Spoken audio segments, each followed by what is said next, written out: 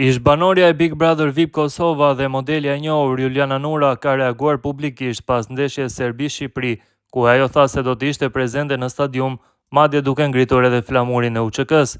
Kjo deklaratë mori vëmendje në rrjet, por në fund nuk rezultoi vërtet pasi modelja nuk ishte në shkallët e stadiumit Dubočica në Leskovec në fitoren 0-1 të Shqipërisë përballë vendasve.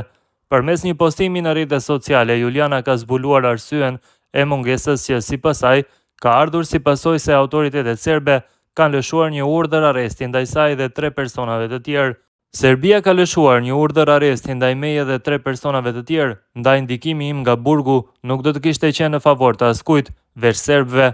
Për këtë arsye vendosa të festoj dhe të gëzoj fitoren nga liria, ka shkruar Juliana Nura në rrjetet e saj sociale. Modelja pretendon gjithashtu se pavarësisht rrethanave, roli i saj në mediat e rajonit është bërë gjithnjë më i rëndësishëm. Me punën time mediatike janë bërë faktor dhe më i madh për mediat e Ballkanit, shtoi ajo duke lënë të kuptohet se ndikimi i saj shkon përtej kufive. Vetëm 2 ditë para përballjes Serbi-Shqipëri që do të luhet të shtunën në stadiumin Dubočica të Leskovcit, mediat serbe janë përfshirë nga paniku pas një deklarate të modeles shqiptare Juliana Nura, e cila ka bërë bujë në Beograd.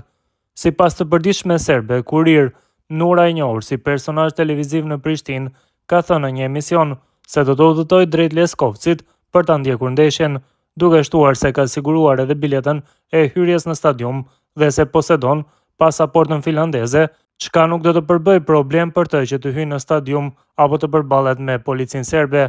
Deklarata e saj ka mjaftuar që mediat në Beograd të shpallin skandal ndërkombëtar, duke e përshkruar si provokim të qëllimshëm dhe duke kujtuar incidentin e famshëm të vitit 2014 në Beograd. Në rrjetet sociale serbe, reagimet kanë qenë të ashpra, ndërsa disa media kanë shkruar se shqiptarët po përgatisin provokime në stadium, pasi Juliana Nura tha se ajo me vete do të marrë edhe flamurin e ushtrisë qëllimtare të Kosovës. Pavarësisht se autoritetet serbe kanë ndaluar zyrtarisht hyrjen e tifozëve shqiptar në këtë ndeshje. Ndeshja Serbi-Shqipëri konsiderohet takim me rrezik të lartë sigurie dhe pritet të zhvillohet në masa të forta kontrolli në Leskovec, pa praninë e tifozëve shqiptar dhe me një numër tepër të limituar të tifozëve serb, pasi diku mbi 5000 tifozë vendas do të jenë të pranishëm në këtë ndeshje dhe ndaj tyre do të ushtrohen masa kontrolli tepër të rrepta.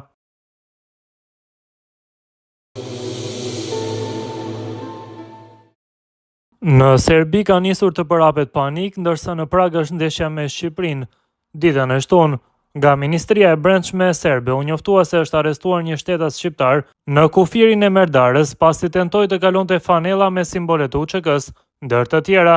Federata Serbe e Futbollit ka publikuar së fundmi një njoftim, fillimisht e quan UÇK-n një organizatë terroriste, ndërsa më pas paralajmëron se askujt që nuk i korrespondon emri në bilet me mjetin e identifikimit nuk do të futet në stadium.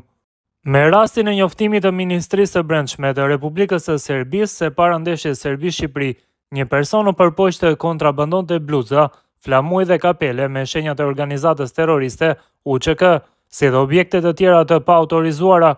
Federata e Futbollit e Serbisë shpreh mbështetjen e plotë për autoritetet kompetente në zbatimin e të gjitha masave të sigurisë, thuhet në njoftimin e Federatës Serbe të Futbollit.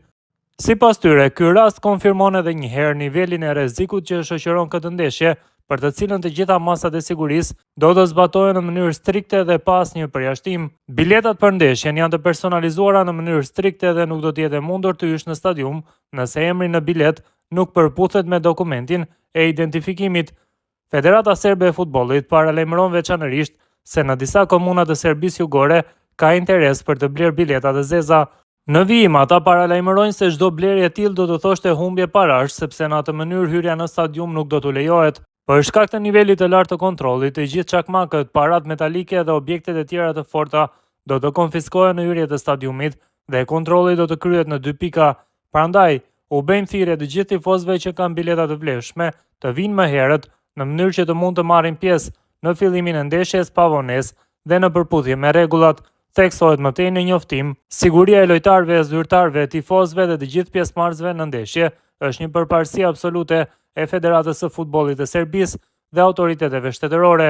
FSS-ja thotë se nuk do të lejojë që të ndodhë asgjë që do të rrezikonte zhvillimin e ndeshjes dhe në këtë mënyrë do të shkaktonte dëme konkurruese ose financiare për ekipin kombëtar, Unionin dhe Shtetin e Serbisë.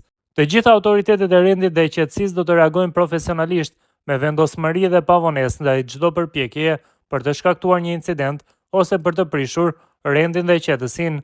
Shoqata e futbollit të Serbisë falenderon të gjithë tifozët për mirëkuptimin dhe i fton ata që ta mbështesin ekipin e tyre kombëtar në sport me dinjitet dhe në frymën e lojës së ndershme, nënvizohet në njoftim.